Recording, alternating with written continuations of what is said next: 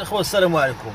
غنهضر في هذا الفيديو هذا على هاد السائقات اللي ولاو منتشرين خصوصا بمدينه طنجه.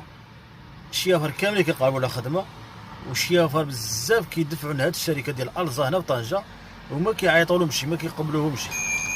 علاش؟ لحقاش كيقبلوا العائلات. اي بنت مشات تخدم تفعلم تماك السي في ديالها كتخدم، مع العلم ان البنت ما كتكونش عندها تجربه. راه ما كيتكون شنو هي التجربه؟ اما كتكون خدامه في النقل المدرسي، ولا كنت خدام في النقل العمومي مثلا في شي طرمبيه في شي مدينه اخرى، ولا كتكون مثلا خدامه في النقل المسافرين. ما عندهمش شي تجربه، راه غير كيدوزو البيرمي كيجيو كيدفعوا لهاد الشركات ديال الزا.